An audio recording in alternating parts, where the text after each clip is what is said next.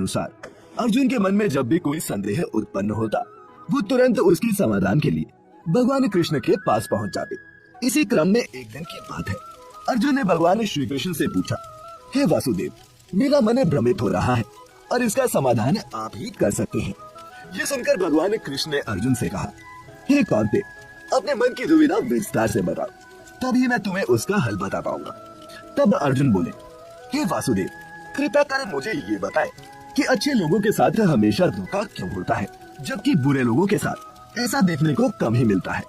अर्जुन के मुख से ऐसी बातें सुनकर भगवान श्री कृष्ण मुस्कुराए और बोले, हे धनंजय, मनुष्य जैसा देखता है या फिर महसूस करता है, वास्तव में वैसा कुछ नहीं होता, बल्कि अज्ञानतावश वह सच्चाई को समझ ही नहीं पाता। श्री कृष्ण की ऐसी बातें सुनकर अर्जुन हैरान हो गए और बोले, हे नारायण, आप कहना क्या चाहते हैं? मेरी समझ में नहीं आ रहा, कृपया करके स्पष्ट बताएं। तब श्री कृष्ण बोले, मैं तुम्हें एक कथा सुनाता हूँ, जिसे सुनने के बाद तुम्हें समझ जाओगे कि प्रत्येक प्राणी को उसके कर्मों के हिसाब से ही फल मिलता है। अर्थात जो बुरे कर्म करता है उसे बुरा ही फल मिलता है, और जो अच्छे कर्मों में सम्मिलित रहता है उसे अच्छा फल मिलता है।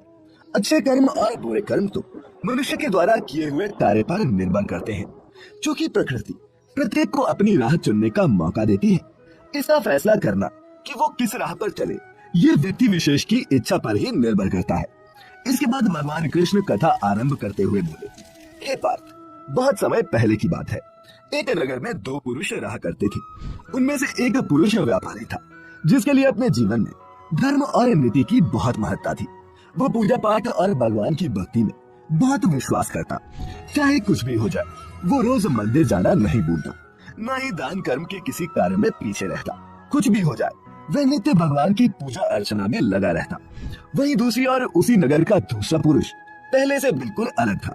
वो प्रतिदिन मंदिर तो जाता, लेकिन पूजा पाठ के उद्देश्य से नहीं, बल्कि मंदिर के बाहर से चप्पल और धन चुराने के लिए। उसे दान धर्म न्याय नीति से कुछ भी लेना देना नहीं था।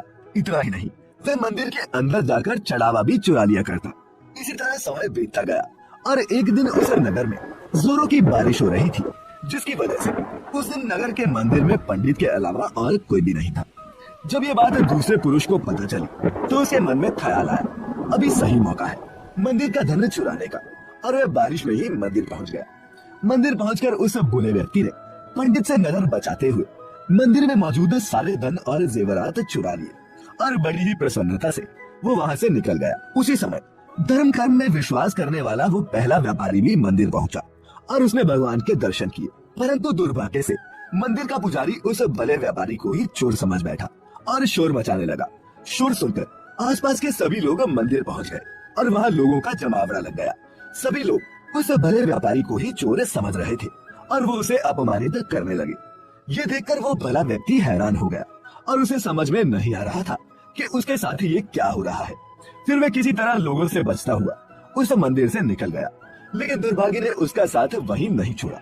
मंदिर से बाहर निकलते ही वह एक घोड़ा गाड़ी से टकरा गया और घायल हो गया। फिर वह व्यापारी लंगड़ाते हुए घर को जाने लगा। तभी रास्ते में उसकी मुलाकात उस दुष्ट व्यक्ति से हुई, जिसने असल में मंदिर का धन चुराया था।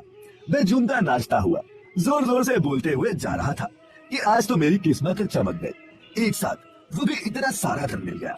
जब व्यापारी ने उस दुष्ट आदमी की बात सुनी तो उसे बहुत हैरानी हुई और क्रोधित होकर उसने अपने घर जाते ही भगवान की सारी प्रतिमाएं निकालकर बाहर फेंक दी और भगवान से नाराज होते हुए अपना जीवन व्यतीत करने लगा। कुछ समय पश्चात दोनों ही व्यक्तियों की मृत्यु हो गई और दोनों यमराज की सभा में पहुंचे। उस भले व्यापारी ने अपने बगल में उस दुष्ट व्यक्ति को खड़ा देख क्रोधित स्वर में यमराज से पूछा, मैं तो हमेशा अच्छे कर्म करता था, पूजा पाठ दान धर्म में विश्वास रखता था, जिसके बदले मुझे पूरे जीवन भर सिर्फ अपमान और दर्द ही मिला, और वही अधर्म करने वाले इस पापी व्यक्ति को नोटों से भरी पोटली। आखिर यमराज ऐसा क्यों हुआ? इस पर यमराज ने उस व्यापारी को बताया कि पुत्र, तुम गलत सोच रहे हो।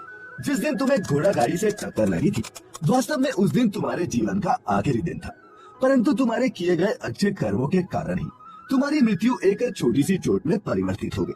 और इस दुष्ट व्यक्ति के बारे में जानना चाहते हो तो पुत्र, दरअसल इसके भाग्य में राजयोग था, जो कि इसके दुष्कर्म और अधर्म के कारण एक छोटे से धन की पोटली में परिवर्तित हो गया। भगवान कृष्ण अर्जुन को ये कथा सुनाने के बाद पूछते हैं, पार्थ, क्या तुम्हें अब अपने प्रश्न का उत्तर मिल पाया? ऐसा सोचना कि भगवान लोगों के अच्छे कर्मों को नजरअंदाज कर रहे हैं, ये बिल्कुल भी सत्य नहीं है। भगवान हमें क्या किस रूप में दे रहा है, ये मनुष्य की समझ से परे है। लेकिन अगर आप अच्छे कर्म करते हैं तो भगवान की कृपा सदैव आप पर बनी रहती है। तो मित्रों, इस कथा से ये पता चलता है कि आपको कभी भी अपने कर्मों को नहीं बदलना चाहिए, क्योंकि आपके कर्मों का फल आपको इसी जीवन में मिलता है, बस आपको उसका पता नहीं चलता। तो मित्रों, हम उम्मीद करते हैं कि आज की इस कथा से आपने भी कुछ न कुछ अवश्य सीखा होगा। आपको ये वीडियो कैसी लगी नीचे कमेंट करके हमें अवश्य बताएं।